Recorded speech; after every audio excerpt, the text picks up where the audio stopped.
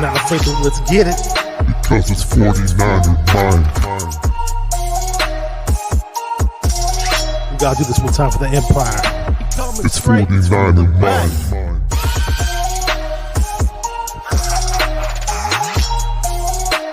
It's 49er mind.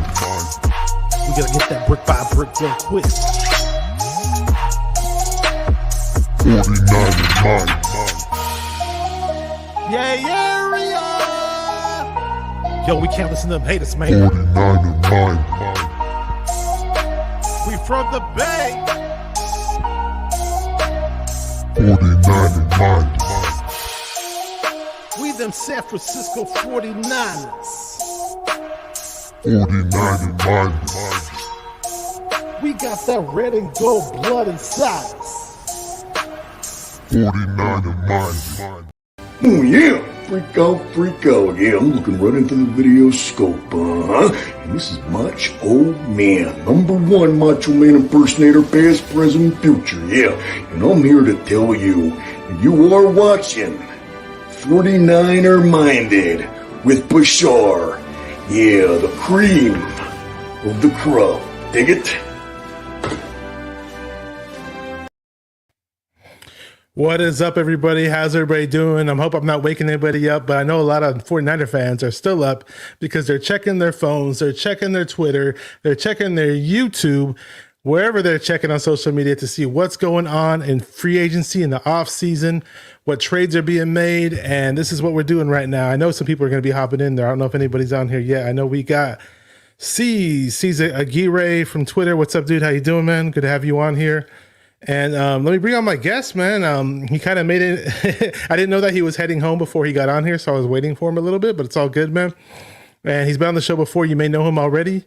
It is Niner Sickness. What is up, Niner Sickness? How you doing? What up, Bashar? How you doing, sir? Well, thank you for inviting me once again to your show. I'm doing good. Doing awesome, man. You know, hey, thanks to you, I got my camera looking the way I want it to look because you helped me out with the technical side of it, and I'm really happy we're both using a Sony camera, and these things are tricky. You got to get them the proper settings done. And this C's is asking, what's good, bro? Is Jimmy gone? He's not gone yet, man. He's still a 49er as we speak. Yeah, so all of us are waiting patiently for that, or some of us are impatient, including myself.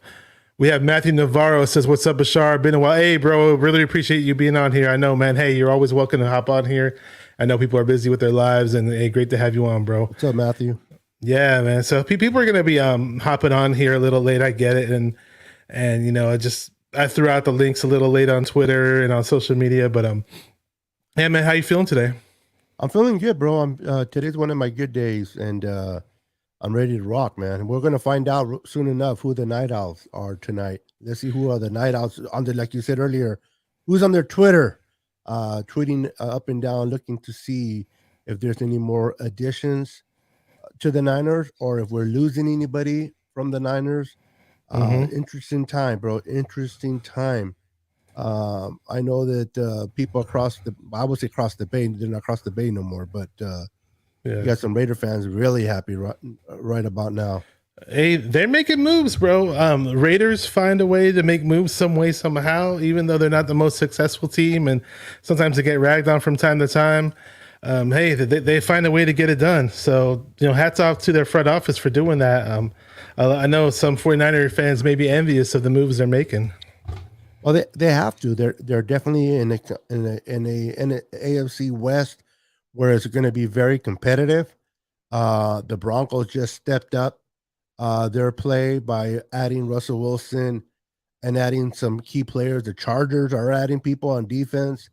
And so they're definitely moving pieces there. And the team that was once the biggest team there, which is the Chiefs, are probably going to be challenged by the Broncos and these other teams. But the Raiders, they added some players. They added Jones to their defensive side, and they also added Devonte Adams, arguably the best receiver in the NFL right now. So, and he played ball with Carr in college. So That's a great connection, man. They got that connection, working for them, the car and Devonte Adams connection. I know it's been a few years separated, or a lot of years separated, but I'm sure they're happy to.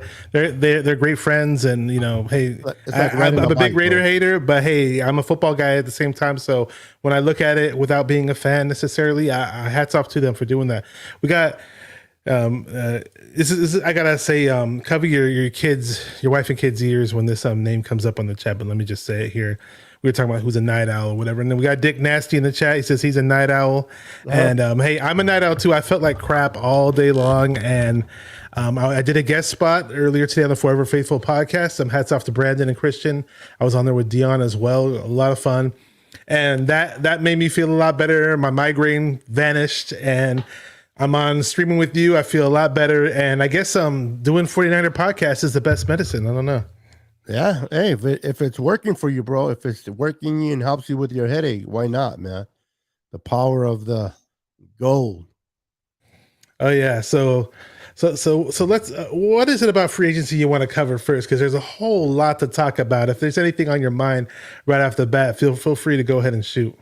Sure. Well, from my point of view, it's simple, man. It's the Niners are not doing all the flashy moves that a lot of people in the 49er world are anticipating or want. We're kind of spoiled and we want these big flashy names. But if you're looking at what John Lynch and Kyle Shanahan is doing, they are definitely bringing in people that are going to be very helpful to the team. I love what they did at secondary. Secondary was an area of weakness. We had Josh the Grabby Norman. Jason Verrett can't stay healthy. And we needed someone of a Manuel's caliber play or better. And we got that. We got that in Ward.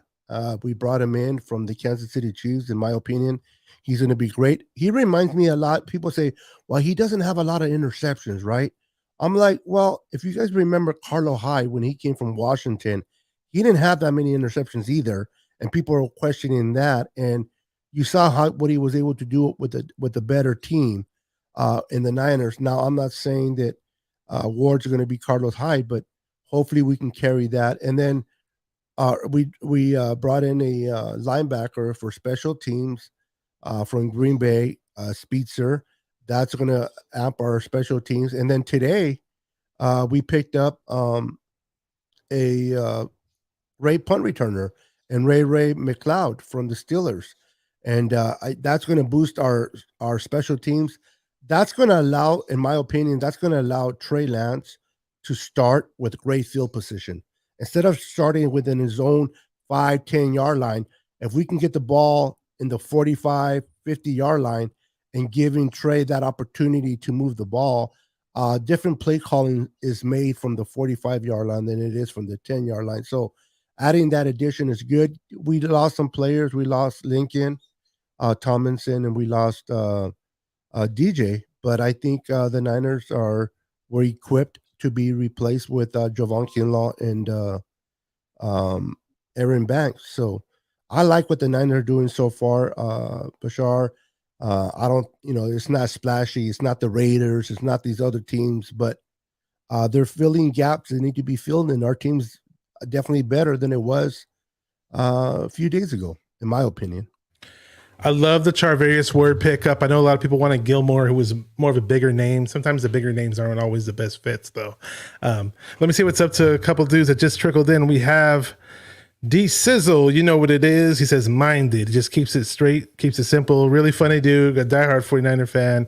Has a YouTube channel of his own. He's been frequently seen on Real Talk Niner Talk. If you haven't seen that channel, go check it out. I love his little skits. Oh yeah, he does it all. He does all kinds of crazy, funny stuff. We have Don Suave. What's up, Don? Beto and BZ. What up, my G's? Good friend of mine from my San Jose days. Great dude. So Dick Nash says Kinlaw's a dark horse. It sucks because I liked Contavious Street, and and we developed DJ Jones, and here he is getting this big salary, but it's almost like the 49ers front office is riding on Chris Kocurek and saying, hey, we can draft these other guys and make them out to be good role players. We still have Armstead. We still have Maurice Hurst, who I liked last year a lot, but the problem was Maurice Hurst got hurt a lot and missed a whole bunch of the season. But when he was on the field, he looked good. Same goes for Javon Kinlaw. You know, we need these guys to step up, and it's unfortunate that certain players that we ride on are injury prone. So we'll see what we do with that. Yeah, a lot of people have mentioned to me the sense of loss of Javon. Kavarius Streets. I'm different. I don't feel his loss is at all. I mean, I'm not gonna miss a 300-pound guy getting tossed around like a rad dog by guards. You know what I mean? He's always being tossed. The kid that we picked up from the Colts should be able to replace Streets, no problem, in my opinion.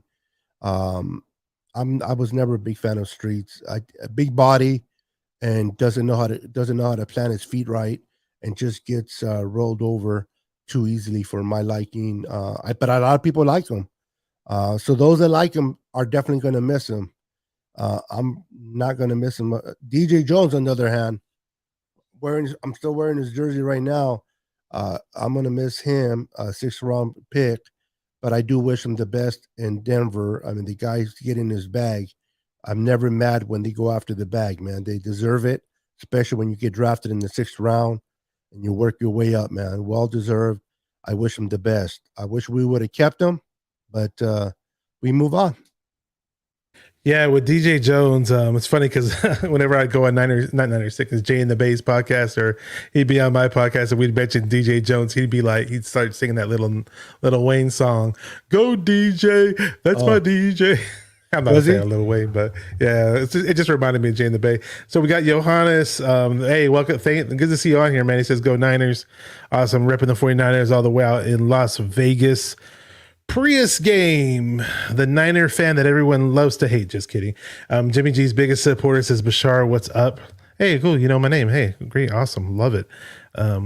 Let's see. He said, what else is here? Oh, yeah. So I pretty much have shouted everybody out. And if you guys have any questions for Beto, Niner Sickness, again, if you guys are unfamiliar with who he is, he's been on this channel before, but if it's your first time seeing him, check out his channel. I do have the links to all of his social media in the description box of this video, and definitely check his stuff out. He goes on very frequently, a lot more than I do.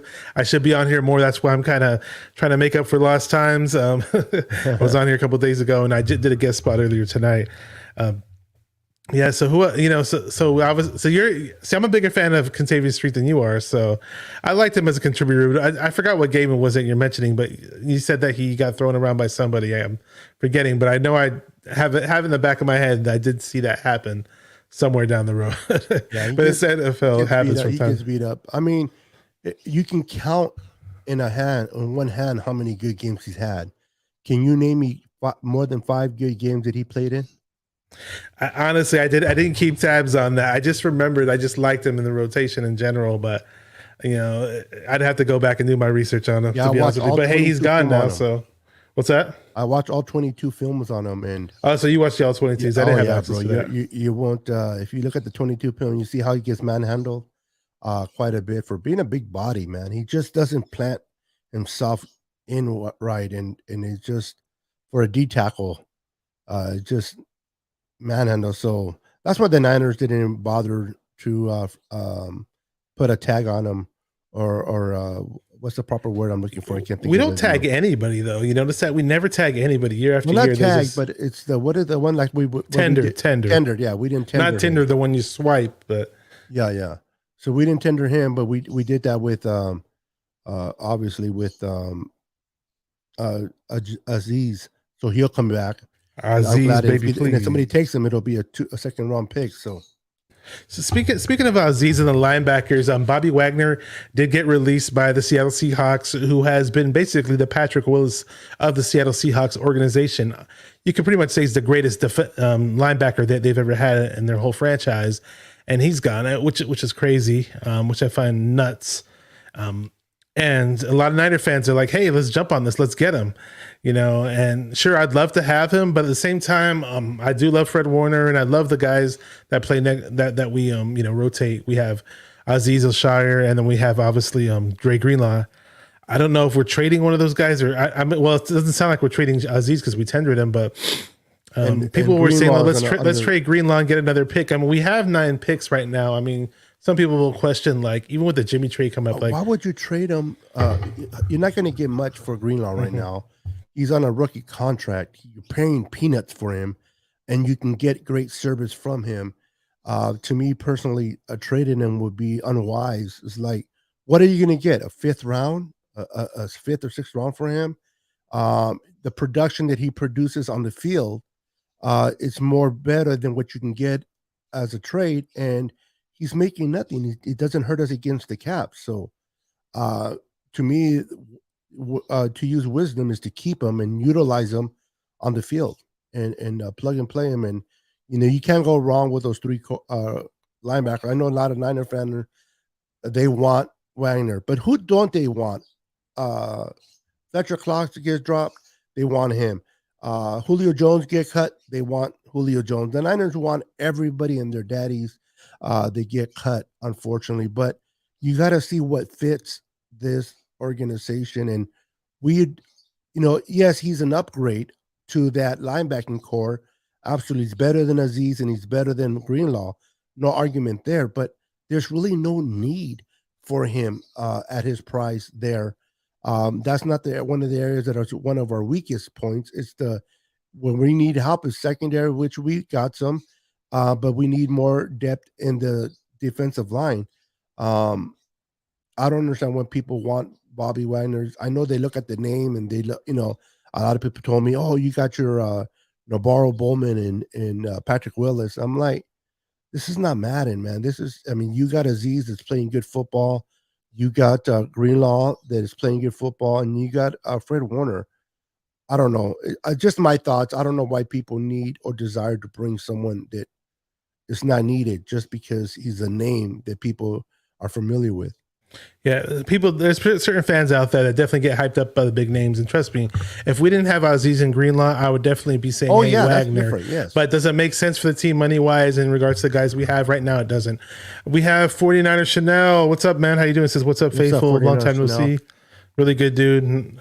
And yeah, man. So, and as far as Charvarius Ward goes, I want to go back to him. I like the move a lot because he doesn't shy away from going up against the biggest and the best of the world in terms of wide receivers that the NFL has to offer. I've seen videos of him mixing it up with CeeDee Lamb, getting the best of him. Some people said that he got, what's that? He went against Jamar Chase. He did. Body. Some people were saying that he got roasted by Jamar Chase at times, but there were times where he looked pretty aggressive against him too. And it's in today's NFL, you're going to get beat from time to time. There's way more passing involved in today's NFL, more so than it ever has been. And Jamar Chase is an exceptional talent. He's a, what's that word? Not legendary talent, but generational talent, that is. And, Ward went up against Diggs. He looked good against Diggs. He looked good, made some great plays against Hopkins.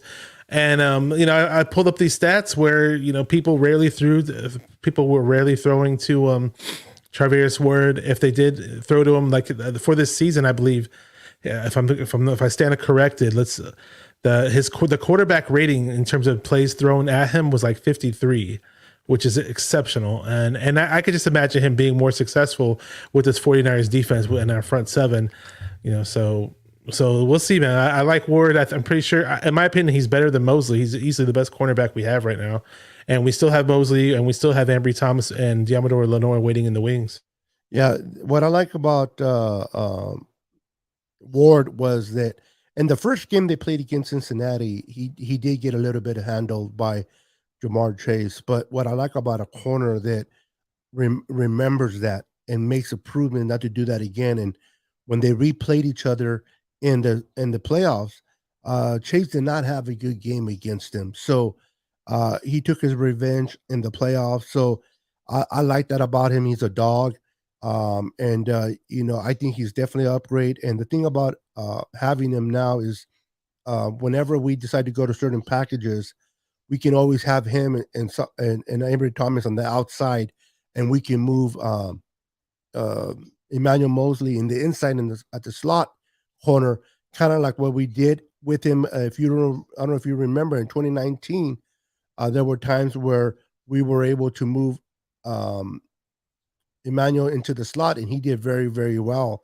And I think with Ambry Thomas handling the outside, Now, for the most part, it's going to be Ward and Emmanuel on the outside. But when we go into those packages, we can slide Emmanuel on the inside, and as we develop Lenore for that position, and we should be good there. It's just a matter of who we replace Tart with if we don't bring him back. Yeah, the Tart situation is going to be interesting, and there's a lot of 49er fans. It's almost like a love-hate relationship with the Tart situation right now. And of course, hey, he drops that interception, or would be interception, in the NFC Championship game. So he got on a lot of Niner fans' bad side there, but it's unfortunate. But I think that the main complaint with Tart was, oh, he doesn't get the big plays, doesn't get the interceptions. I know you were talking about interceptions earlier with Ward, and Ward had 4 of them, going back to Ward, and he just doesn't get challenged as much as some corners do. But, Tart, sure. I mean, I trust me, I'm with everybody else. I'd love to see the guy make more plays with his hands. He doesn't for some reason. But my biggest complaint about Tart throughout his career is his inability to stay healthy. So, hey, if we move on from Tart, I'm like, okay, cool, whatever. If we don't move on from him and we keep him and we don't spend too much, I'm like, okay, cool, whatever. I'm kind of like, indifferent either way. See, I'm to the point where I'm okay with moving on from Tart if that's the direction the Niners want to go. But my question is, who are they replacing him with? It's not going to be Hufanga. That guy's not a starter in my book. He's all right. He still needs a lot of years to develop. He's not great in coverage. So if you're going to bring someone like the Honey Badger or someone else equivalent to Tart, then I'm okay. But I'm always a firm believer is you don't let someone go unless you have the replacement ready to rock right behind them. You don't want to get stuck there, not replacing someone. So if they found somebody to replace Tart, then I'm okay with it. I know Tart's not a ball hawk. He's not always around the ball. And that's one of the down things. And plus, he's not hardly never healthy as well. But he's a pretty good tandem with Jimmy Ward, man. They know each other very well. They feed off each other very well, and they communicate very well off each other. Sometimes that's what you need. And when it comes to interceptions, that's such a big misconception about interception. Like that corner from the Cowboys, 11 Devonte interceptions, Adams. right? Everybody dig this, dig that, but he's going against JB receivers. If you look at all the receivers in that area, JB receivers, 2, he gets burned a lot for a lot of yards and touchdowns. He just gets lucky on a lot of those interceptions. So I'd rather have a corner they can cover and can stick close to you and not separate than interceptions. Those interceptions will eventually come. As long as you work and you do your job, they will come. But if you can cover and not separate from from the receiver, then I like those chances better than just crazy interceptions that come your way. Yeah, with Diggs on the Cowboys. Remember the playoff game when Brandon Ayuk was making him look silly, huh? I wish Jimmy would. There was one play where he had him. One of the plays he had Diggs looking pretty bad, and Ayuk caught the ball from Jimmy. There was another play where Jimmy didn't even throw to him, and it probably would have been an easy touchdown, But he's overrated, bro. And we had Jimmy throwing the ball. Imagine if we had Trey Lance or someone better. Mm-hmm. So it's good. It's good to hear that from you now, because I remember at points in times during the season you weren't really ready for Trey Lance just yet. What changed? He's a rookie, and am I ready for him now? We have. I'm not certain that I'm ready for him, but he's a rookie, and he's already sat for 1 year. You got to play him. He got to get snaps, and you got to get a proper evaluation of him. So when the time comes to extend him or sign him, you know what you got. You can't afford to have him sit for another year. You already sat him for 1 year. I think it was great sitting him for a year. I was okay with that. I know a lot of Niner fans, they wanted to get the shiny toy and play with it right away, but I'm glad that he learned. And people say, well, what did he learn? What possibly can he learn from Jimmy G? It's not like Jimmy G is Brett Favre or Aaron Rodgers. I said no. But a lot of things that he did learn, in my opinion, is how to handle criticism, how to handle adversity. We went through a lot of adversity this year, especially being 3-5 at one point, and he watched Jimmy how to handle the press. How did Jimmy speak to the press? What was Jimmy's attitude in the locker room? All those are the things that we don't see on the field But those are things that he's learning as a young rookie, and he's developing. Now he's going to get the opportunity to do the field stuff, and hopefully that meshes, and we get a great Trey, and we never look back. Oh yeah, I'm gonna add to that in just a second, but let me see what's up to Low the Truth 05 says Nick. Truth. Yeah, good dude. Nick Cross, safety from Maryland, or if he's available, Jalen Petrie from Baylor. There's another guy who I have in mind as well. I got to go pull his name up. I forgot what school he went to, but when I find it later, I'll pull it up. He was on my mock draft. He says Bashar and Beto is flexing, and he's got the fire. Man, we appreciate it, man. We appreciate it. Not the first time we collab, but it's funny you mentioned back to the Ward. You mentioned Jimmy Ward. You mentioned Charvarius Ward, and I think you were saying that Wayne Breezy calls him the Psych Ward or something like that. Ward, yeah, I'm never going to take credit for something that I hear from someone else, but I like it. The Psych Ward, I like that back there. You know, everybody's always wanting to give the secondary a name, right? But I don't think that'll stick, but I like it. Prius Game says, I heard we're trading for Dante Pettis. Oh, that's Pettis. You can't catch passes over the middle. You can't catch passes over the middle. No, we're not trading for that guy. we ran our course with Pettis. Yeah, that was a blunder of a pick. But hey, we're not every team in the NFL. They miss on certain picks, and that was one that we missed up on. I get it. We traded up to try to get the guy, but draft is never perfect, bro. Oh no, yeah, and again, and it's funny those people who say, "Oh, we could have did this. We could have drafted this guy. We could have." Hey, hindsight is a beautiful thing, isn't it? Isn't it? Yeah, you can 3 years later when they're doing good. Yeah, we could have. Woulda, coulda, shoulda. Yeah. But back to Trey Lance, though. I'm pretty sure for somebody who studies the game as much as he does, he takes the mental notes. I'm sure he may not have been getting as many physical reps as a lot of Niner fans wanted him to, as live game reps. But for example, we didn't see it. We weren't there week in and week out, but he was running the scout team week in and week out in the practice against the first team defense. And for the most part, each week he was running a completely different NFL offense. That right there is worth a lot of weight, in my opinion. And then, like the last 5 weeks of the season, what were we hearing from the front office and from certain players? Trey Lance is looking a whole lot better running the scout team, and he's shredding the first team defense. And Fred Warner recently said, because of Trey Lance and this running the scout team, it made me a better player. So that speaks volumes, in my opinion. Yeah, sometimes the worst enemy can be yourself. Sometimes you got to get yourself out of the way. And I can imagine Trey being a rookie, being back there, trying to soak everything in. His concentration is just don't mess up. And it took someone like Fred Warner to say, hey, kid, just let it go. Let it rip. If you're going to mess up, this is the place where you want to mess up, in the practices, not in real games. Just let it rip. We know you got the talent. You got the potential. Don't hold yourself back. Don't be afraid to make mistakes. And I think that resonated with Trey, and Trey took it to heart, and he started to just let it rip and be himself and not get in his way, and he started to improve, and we've seen that.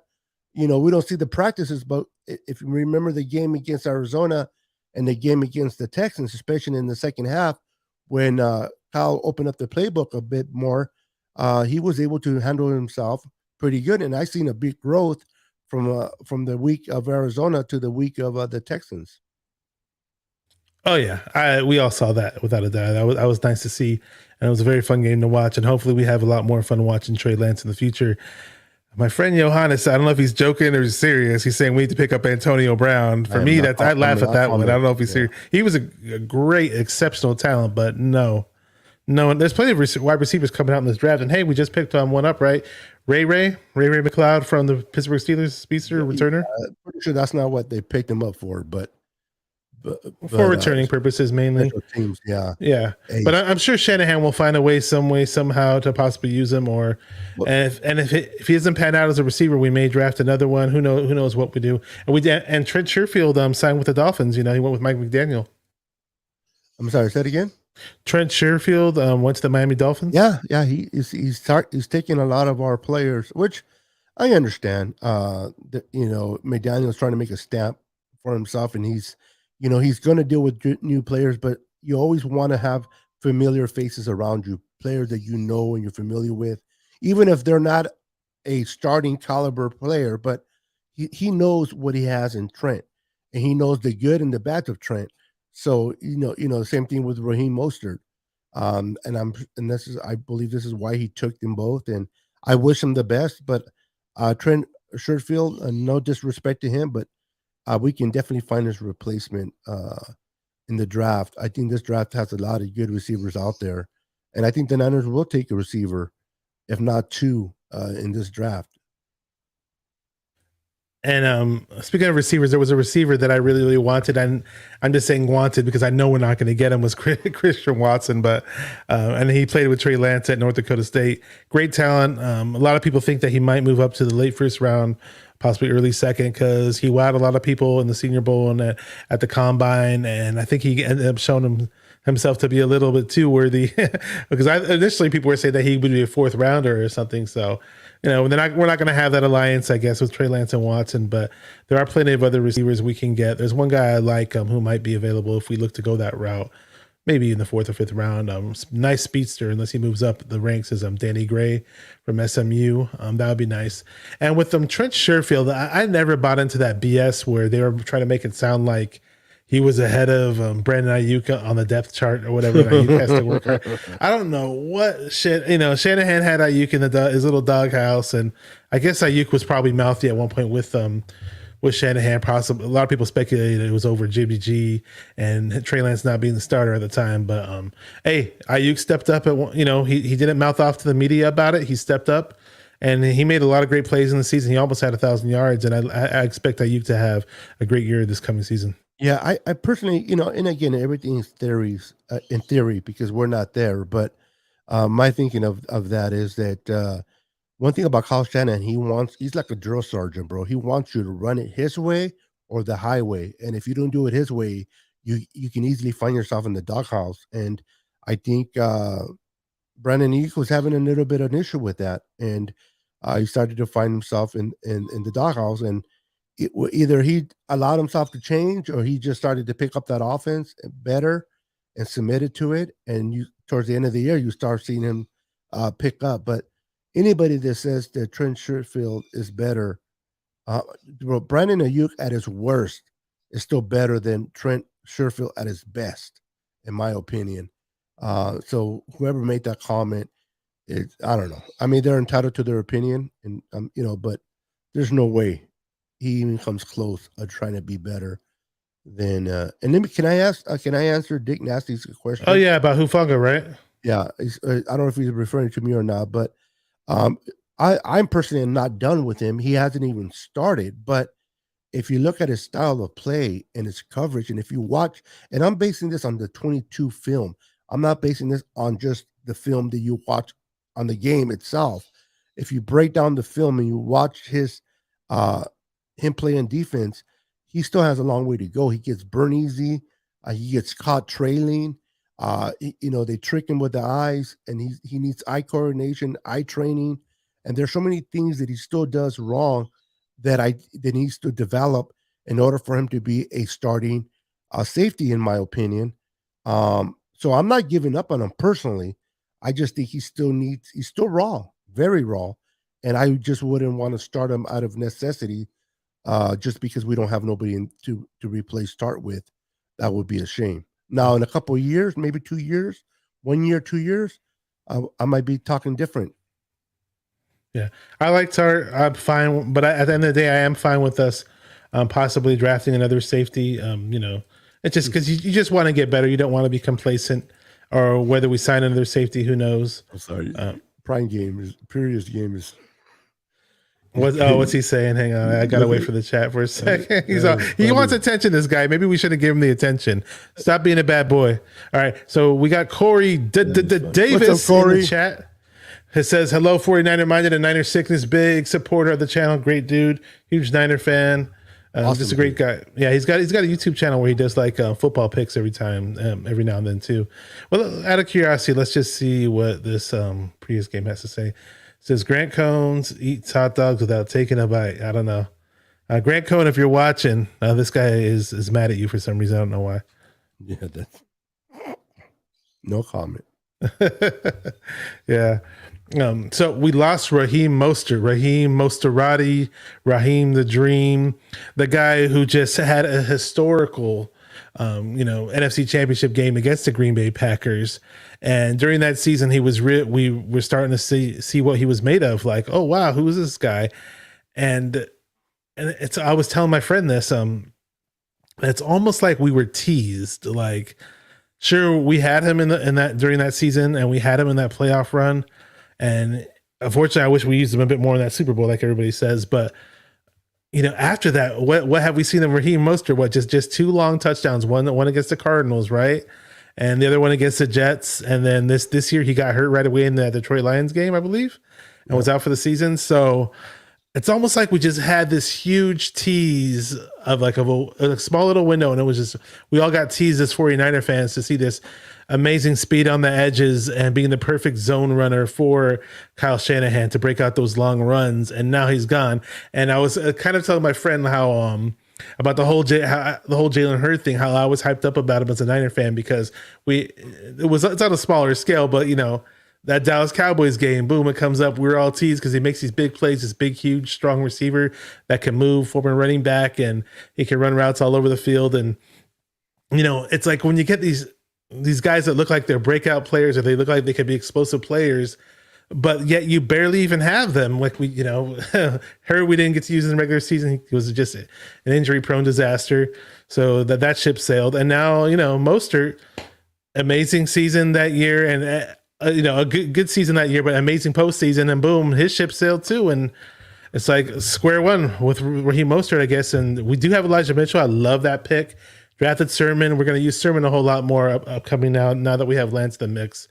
Definitely believe that. But what do we do at running back, man? Who do we pick up? Do you have any idea of who we might get, or just your thoughts on the whole Raheem Mostert departure in general? Yeah, the only tease that I got from Raheem Mostert is that he was going to play games and then he wound up getting hurt. The ability to play games is what he teased me with. Listen, nothing against Raheem Mostert. He did phenomenal for us. I wish him the best, but $3 million for someone that is 31 and always getting hurt is just a little too risky for me. If we didn't have Elijah Mitchell, I'll be honest with you, I'll be a little bit more concerned letting Raheem go. But the fact that we have Elijah Mitchell, a younger version of Raheem, now a lot of people, said, can you imagine the Raheem Mostert and Elijah Mitchell? But people are really not taking or really believing in Trey Sermon. I think Trey Sermon is going to really bounce back, and some players just takes a year to learn and get adjusted. I really think he's going to be great for us.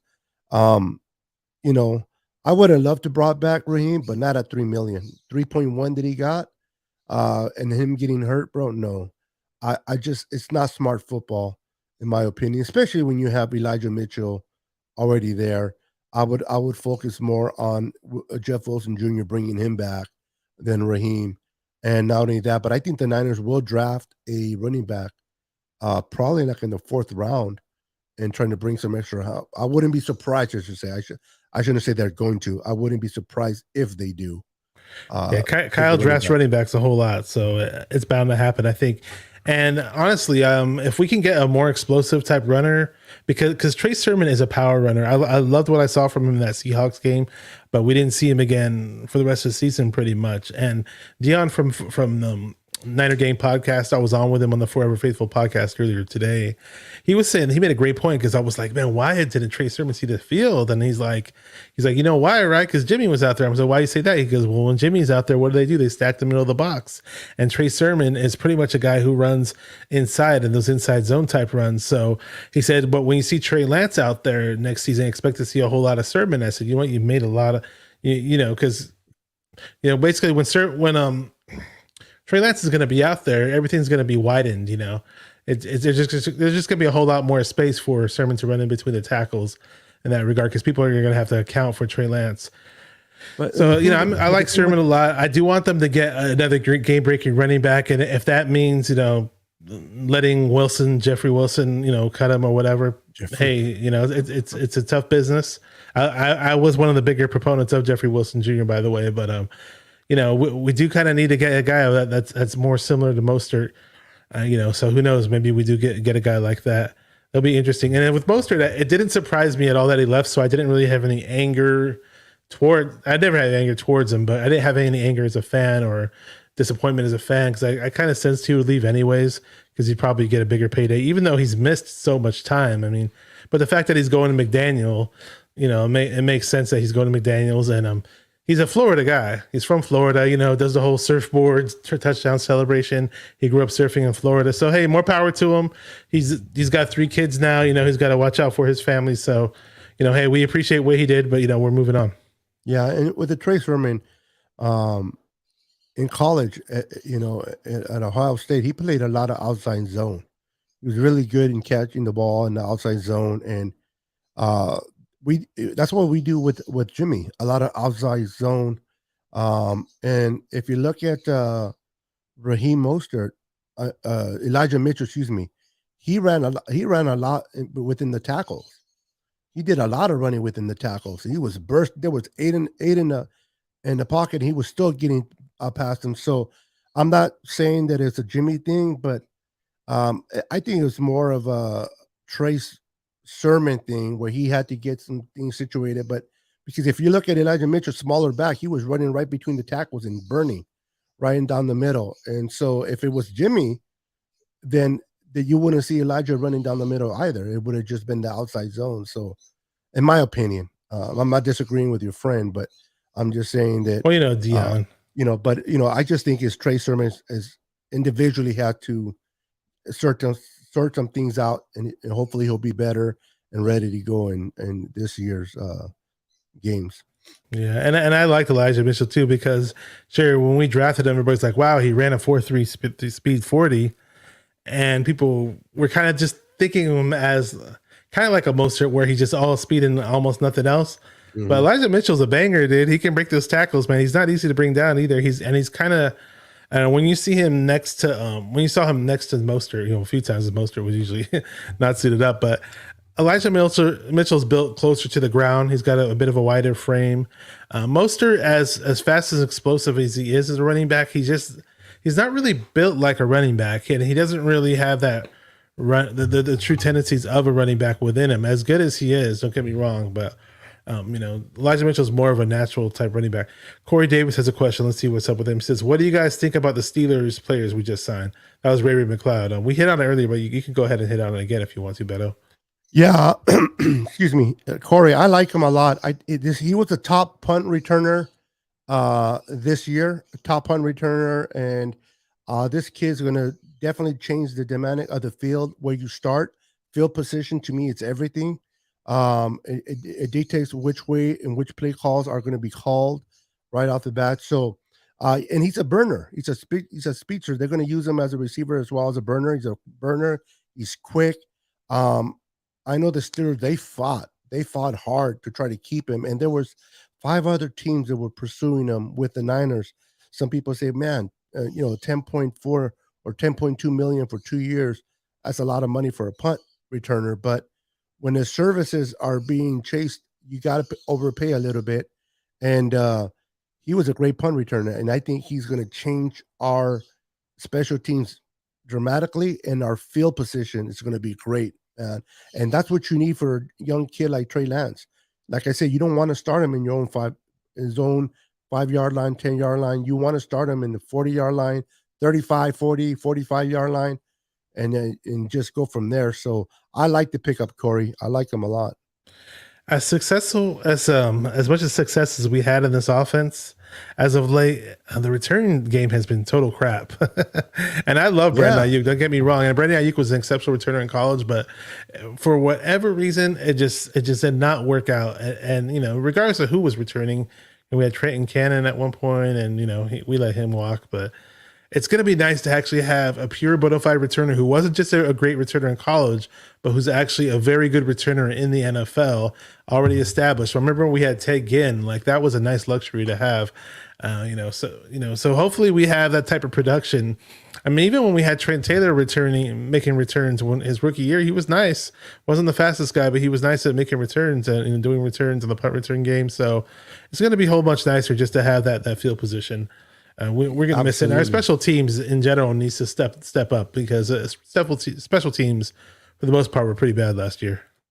Yeah, definitely. Our special team was terrible. I mean, the last time we had a good punt returner was Teddy Ginn. Teddy again. And man, we've been hurting ever since. So I definitely like the idea of bringing this kid in and be diverse and utilizing them as a punt returner. Like I said, field position is everything, in my opinion. You got to get that great field position to be able to start making great calls and moving the ball. And I think he's going to do that for us. Definitely.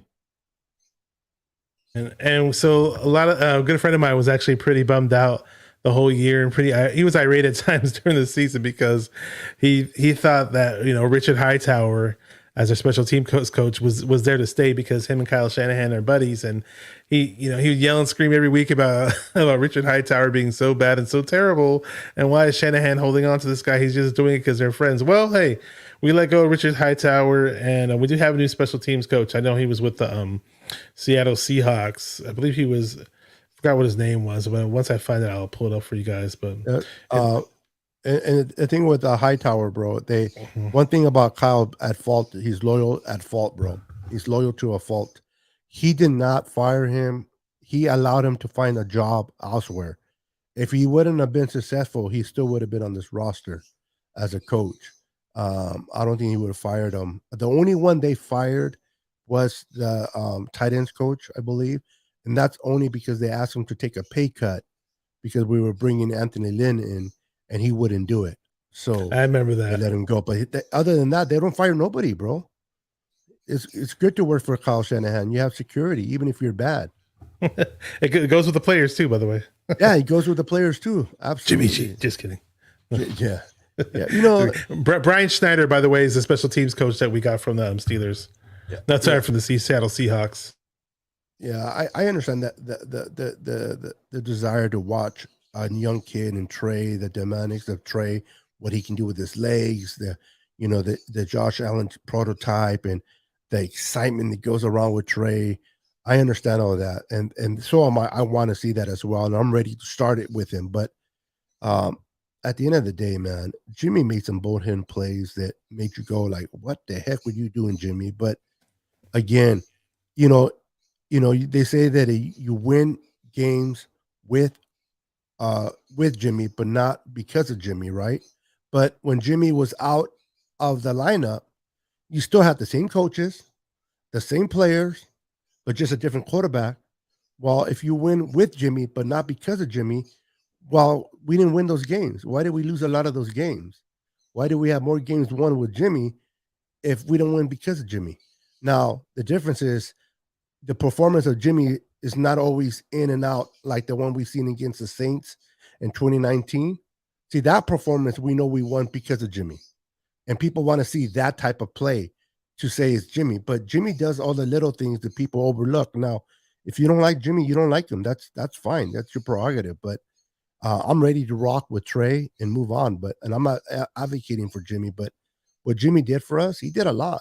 And I respect him for it. What Jimmy's strength was, honestly, was the pre-snap reads.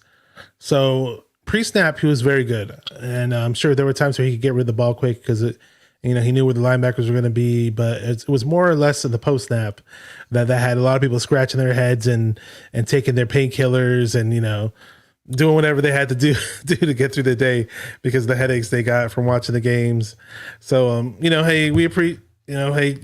People will say that, hey, we were down in the dumps before we got Jimmy, and sure, we had, Hoyer, and then we had, CJ Beathard was playing when Hoyer got hurt, and so hey, Jimmy steps in and we start winning games, and it was with a weak team, right?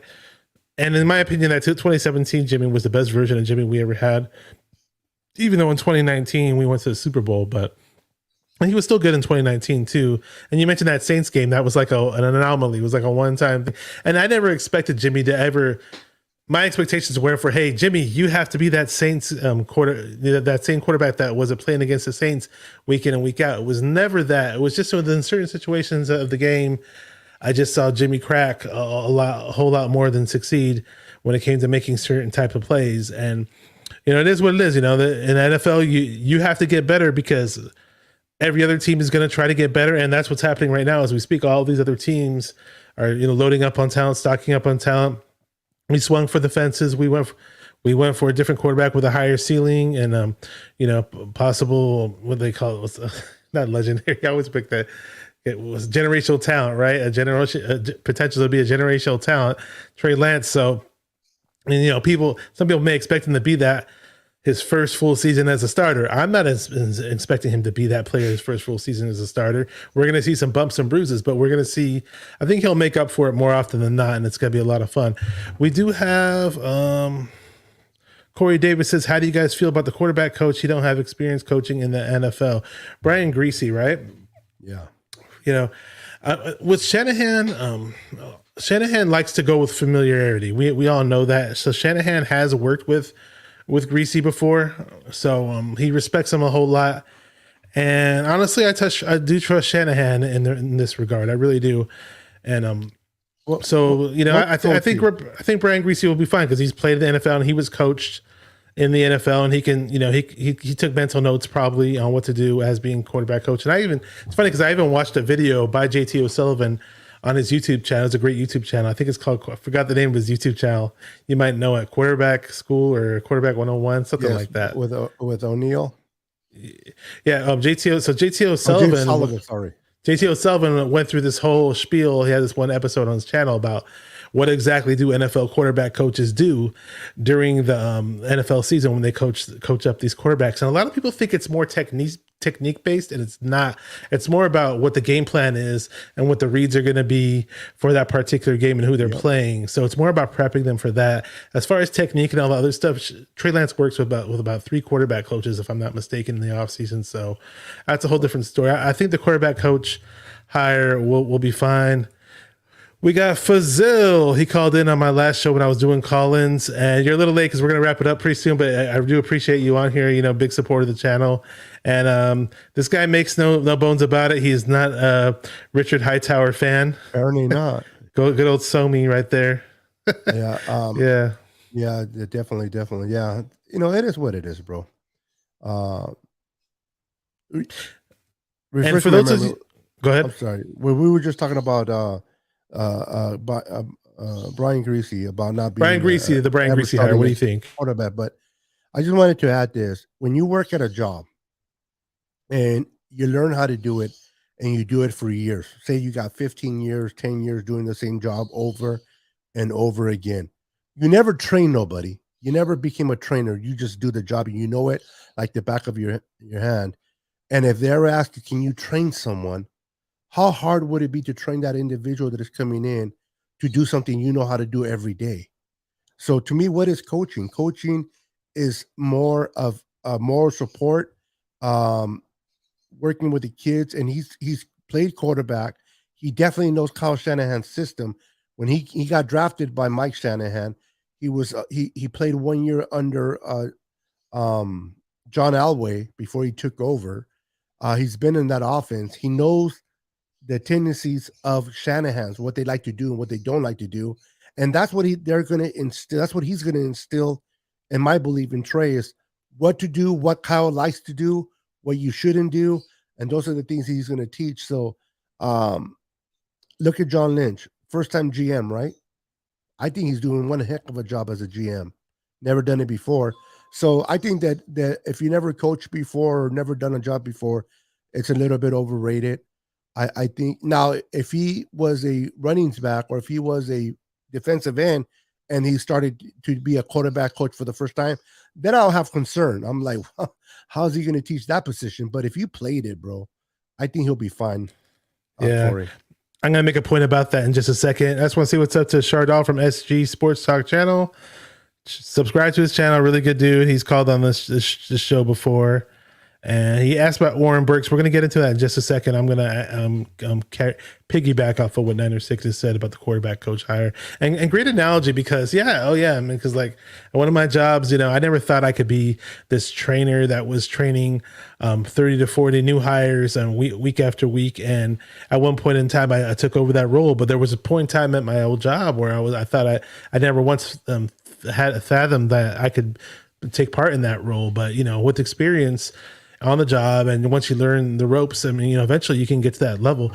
What is up, Mariah from 49er Hey, Faithful League Mariah. Podcast? How you doing, Mariah? Mariah has a YouTube channel, and her co-host is TL. They do a great show on their channel. Subscribe to their channel. love their Check them show. out, without a doubt.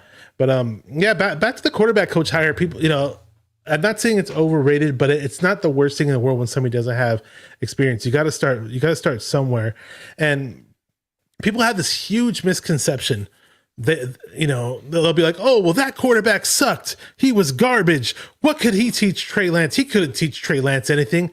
Trust me, some of the best coaches are the ones who are the most mediocre players.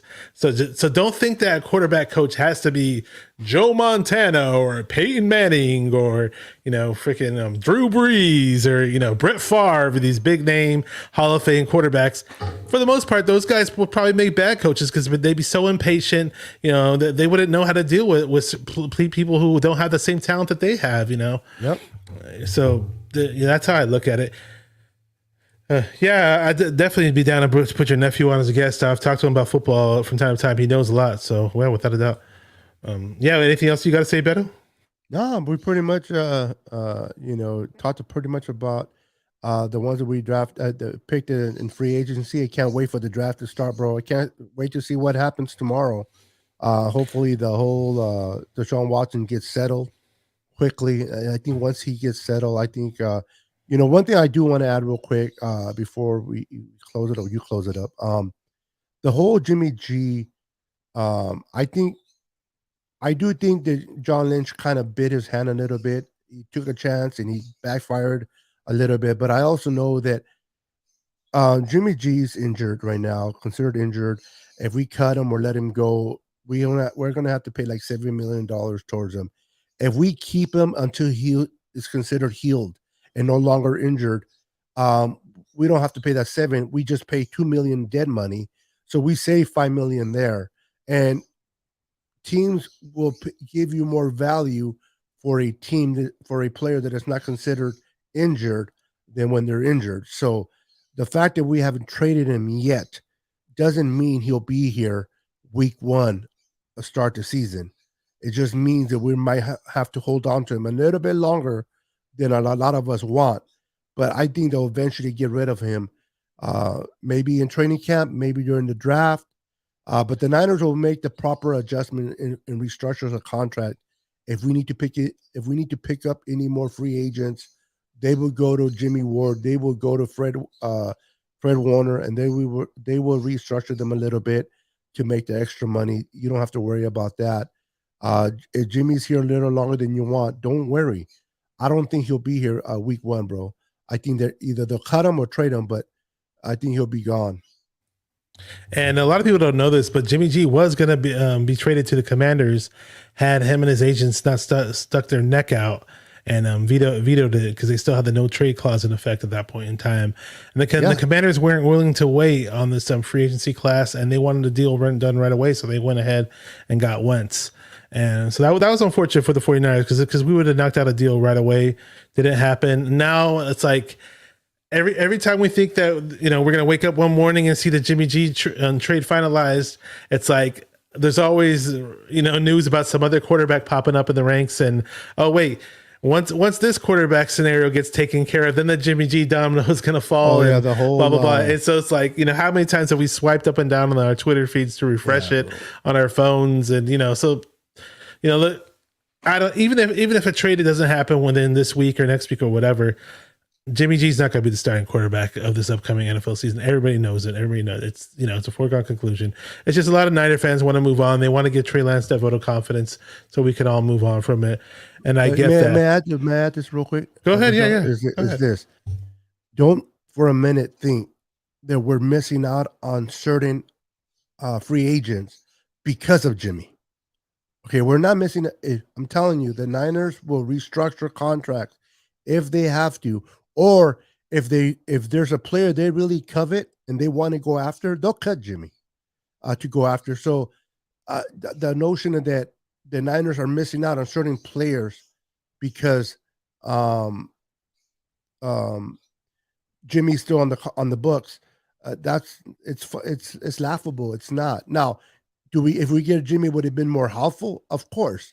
But if the Niners want, look what the Rams are doing, bro. The Rams are over the cap like crazy, and they just signed Allen Robinson to a $45 million contract with $30. They're going to move How do they do it? Woods. They're going to move Woods, though. Yeah, of course. Any team will make the proper adjustments to they need to bring in the players, bro. Yeah, I want to see what's up to Clown Man. We're gonna actually wrap this up pretty soon, but shout out to Clown Man. Says Ray, we got our gadget. Speedy, what up, Minded? How you doing, bro? It says what up, Beto, and good to see you, fellas, man. Great to see you, man. I'm gonna be doing some other. Let's see what I hear. Okay, it's all good. And if you want to, we could. Well, we've been talking about this whole Jimmy G thing in the beginning of the show. We talked about the end of the show, and we are gonna wrap up pretty soon. But there was something else that Corey Davis had brought up. He asked about what do you guys think of the Devonte Adams move going to the Raiders. We brought up in the beginning of the show. Honestly, people know me. I make no bones about it. If you know me in real life, I hate the Raiders. But just taking a step back and not being a fan, hats off to the Raiders. They reunited Derek Carr with his favorite receiver in college, who was arguably the best wide receiver in the NFL. So great move by them. They're making a lot of moves. And back to what you were saying, if we missed out on moves, now I remember what I was going to say. A lot of Niner fans were like, oh, let's get Chandler Jones. And trust me, I wanted Chandler Jones really bad. But at the same time, I didn't have it in my head that, oh, yeah, we're going to get him just because Niner fans are tweeting saying, let's get him. And mainly because people I talk to who do have sources and then people in the general media who do have sources in general, there were no legit reports of any Chandler Jones move that was going to be speculated or made. It was kind of just brought up by the fans, so to speak. So it wasn't, sure, the Raiders got him, but it's funny about the Raiders though. And this is where my fandom kind of kicks in, but at the end of the day, it's still the truth. I've seen this team make moves year in and year out, but at the end of the day, they're the same old Raiders.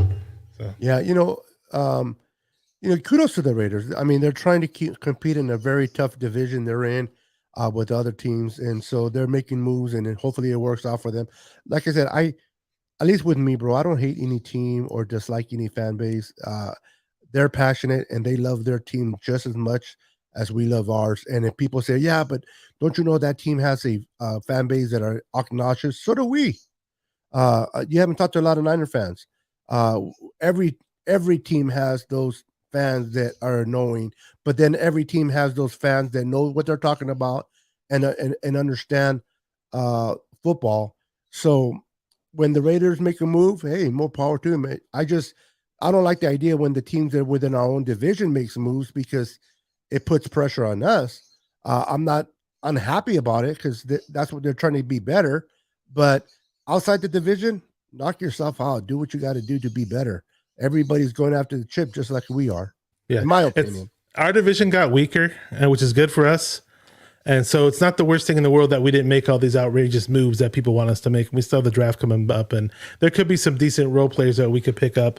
It's not the end of the world. We've all been down this road before as 49er fans. But I will say this, the AFC West got pretty strong, and we do play them this year, so it's going to be very interesting to see that. But hey, I just want to say thank you to everybody in the chat. Some of you guys hopped on late. Clown Man, I wish you were here earlier, but you can always rewind it and watch back. I might be going online tomorrow night if something big happens, or sometime Saturday, or possibly even Sunday, because there's all kinds of moves being made in the NFL. So thank you to everybody in the chat. Thank you to you, Beto. Anything you want to say about your channel or anything that you're doing online these days or anything like that? Well, you pretty much said it, but if you guys have not tuned into my channel, it's Niner Sickness. You just type Niner Sickness or click on the links below. Bashar took care of that already. And if you want to watch my channel is more of a kickback, relaxed atmosphere, like you're kicking back at a coffee shop and just drinking your coffee and you're talking football. I know a lot of different content creators bring different things to the chat. Some people bring updates of the Niners and so forth. I just like to sit there and just chat away, man. They say that I have the gift. I can talk the ears off of Woody Indian. So if you ever want to come over and just chit chat, you guys are welcome to like and subscribe to my channel. Bashar, thank you so much for bringing me on your channel once again. And I appreciate you, man. Always a pleasure coming on your show. Oh, yeah, likewise. And everybody subscribe to Niner Sickness if you haven't done it already. Again, thank you guys for watching 49er Minded, where we get into the minds of 49er fans. So keep repping those 49ers and stay 49er minded. Peace. Let's go.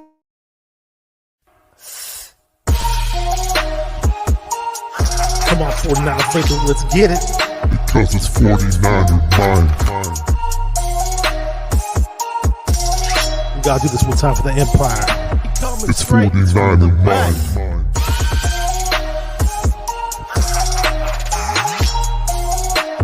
It's 49er mind. We gotta get that brick by brick real quick. 49er mind. Yeah, yo, we can't listen to them haters, man. 49er mind. We from the Bay. 49er mind. We them San Francisco 49ers. 49er mind. We got that red and gold blood inside us. 49er mind.